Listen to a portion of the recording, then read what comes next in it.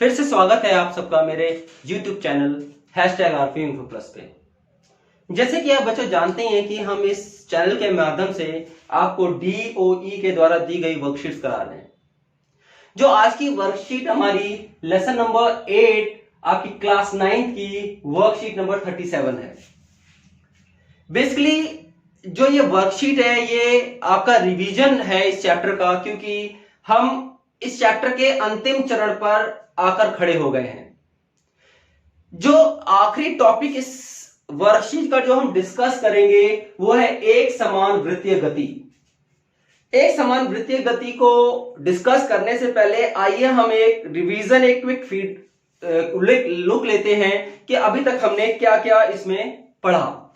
हमने इस चैप्टर में गति के बारे में पढ़ा, गति क्या है, फिर दूरी और विस्थापन के बारे में पढ़ा, सदिश और अदिश राशियों के बारे में पढ़ा, फिर हमने आपके चाल के बारे में पढ़ा, चाल क्या है, वेग क्या है, हमने दूरी बटा समय ग्राफ से हमने किसी वस्तु की चाल देखी थी, फिर उसके बाद हमने वेग समय ग्राफ से हमने किसी वस्तु का वेग हमने फाइंड आउट किया था। हमने एक समान गति, असमान गति के बारे में ग्राफ के रूप में देखा था। हमने गति के 3 समीकरण जो देखे थे, v = u + at, s = ut + ½ at² और 2as = v² - u²।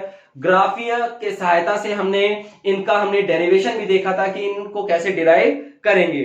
फिर हमने एक त्वरण आया था, त्वरण की परिभाषा देखी थी। जो आज हम डिस्कस करने जा रहे हैं बच्चों, एक समान वृत्तीय गति क्या है। यदि कोई वस्तु वृत्तीय पथ, वृत्तीय मतलब कोई भी सर्कुलर ट्रैक में अगर कोई वस्तु एक समान गति से विचरण कर रही होती है तो ऐसी गति को हम एक समान वृत्तीय गति का नाम देते हैं। अब बच्चों इस गति में ध्यान देने वाली सबसे बड़ी बात यह है कि अगर एक समान वृत्तीय गति में चाल में कोई बदलाव नहीं होता, मतलब उसकी जो चाल है, जो उसकी स्पीड है, उसमें कोई चेंज नहीं आती, जबकि उसके वेग में लगातार बदलाव आता रहता है, उसका वेग लगातार बदलता रहता है। उसका कारण यह है कि हमने देखा क्योंकि हर बिंदु पर वेग की दिशा में परिवर्तन होता रहता है। हमने देखा हर एक बिंदु पर जो वेग है उसकी दिशा में लगातार परिवर्तन होता रहता है। इसलिए हमने देखा कि ऐसी जो गतियां हैं, वृत्तीय गतियां हैं, उनमें त्वरण पाया जाता है। अब हमने देखा जो ये हर एक बिंदु पर जो आपकी दिशा बदल रही है, वेग की जो दिशा बदल रही है, वो हमने देखा कि वो स्पर्श रेखा, हमने देखा स्पर्श रेखा है क्या। हमने देखा कि जब भी कोई हमारे पास एग्जांपल आता है सर्कुलर ट्रैक, उस रेडियस के एक परपेंडिकुलर लाइन, मतलब ये आपकी त्रिज्या हो गई, त्रिज्या के जो आपके अभिलंब जो रेखा है वो आपकी स्पर्श रेखा कहलाती है। आपने अक्सर देखा होगा कि आपने पानी भरा हुआ और आप साइकिल चलाते हो, तो हमने देखा कि जो पहिया है आपके, जो पानी की जो सतह है उसके कांटेक्ट में जब वो छींटे मारता है तो वो क्या है, वो एकदम यही स्पर्श रेखा को छूता हुआ वो पानी का जो बौछार है वो निकलती है। आप देखिएगा अक्सर कभी आप साइकिल को तेजी से पानी में चलाकर, तो जो पानी के बौछार है वो स्पर्श रेखा को दर्शाती है। आइए हमने देखा कि अगर मान लो हम किसी वृत्तीय कक्षा में कोई वस्तु घूम रही है तो हम उसकी जो स्पीड कैसे निकालेंगे, उसका हम चाल कैसे निकालेंगे। उसके लिए हमारे पास जो फॉर्मूला है वो है 2πr/में t के बराबर। जो फॉर्मूला दिया हुआ है वो है 2πr वेग की दिशा को करने के लिए। अब हमने देखा v = 2πr/में t के बराबर है। अब हमने देखा पाई की वैल्यू हम जानते हैं 3.14, पाई की वैल्यू क्या हो जाती है 3.14 ले लीजिए, या अथवा 22/7 भी ले सकते हैं। r उसकी क्या हो गई, त्रिज्या क्या हो गई, r क्या हो गई, त्रिज्या हो गई, t इसका क्या हो गया, समय लिया गया, समय हो गया। तो हमने देखा अगर वेग निकालना है तो हम इस फॉर्मूले का 2πr/में t, आपकी वर्कशीट में जो चौथा प्रश्न है वो इसी पे ही आधारित है, उसको देखेंगे कैसे होगा। उससे पहले जो आपकी जो वर्कशीट है उसमें कुछ आपके एग्जांपल्स दिए हुए हैं, उनको हम देख लेते हैं जो क्वेश्चन आंसर्स हैं।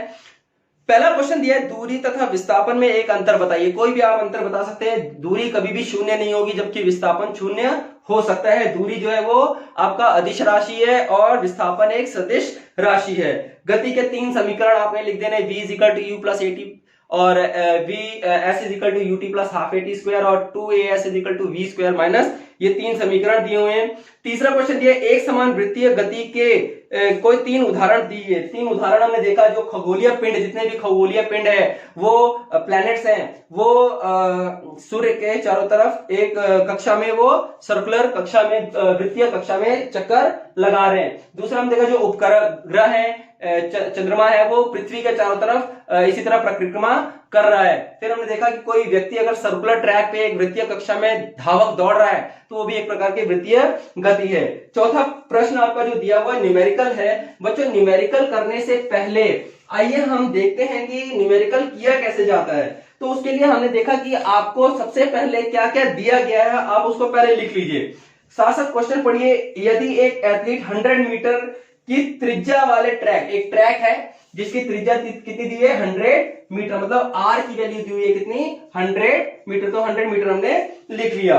दूसरा दिया हुआ है ट्रैक का एक चक्कर मतलब यहां से स्टार्ट करता है वहां पहुंच जाता है, मतलब जब फिनिश पॉइंट है वहीं उसका एंड पॉइंट, तो उसको एक चक्कर 1 मिनट में लगाता है। समय कितना दिया हुआ है 1 मिनट लगाता है, तो मिनट में लगाता है। तो उसकी चाल का परिकलन कीजिए।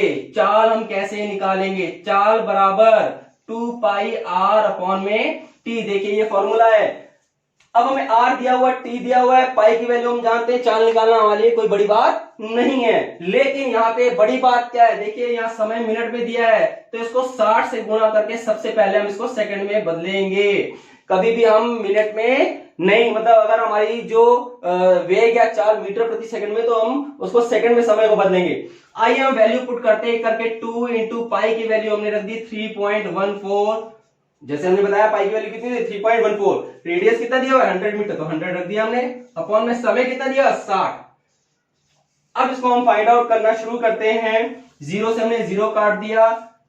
अब वैल्यू हो जाएगी 2 इंटू, अब ये 0 10 हटाना है तो डेसिमल कहां शिफ्ट हो जाएगा, तो ये 31.4 अपॉन में 6। जब हम इसको डिवाइड करेंगे तो उसकी वैल्यू हमारे पास आ जाएगी 14.6 मीटर प्रति सेकेंड। तो इसका जो आंसर है 100 मीटर ट्रैक रेडियस में अगर कोई 60 सेकंड में कर रहा है तो उसकी चाल कितनी जाएगी 14.6 मीटर प्रति सेकेंड। तो यहाँ पे बेटा आपकी वर्कशीट संपन्न होती है। आशा है आपको आज वर्कशीट समझ में आई होगी। तो बने रहिए मेरे चैनल के साथ, तब तक के लिए जय हिंद जय भारत।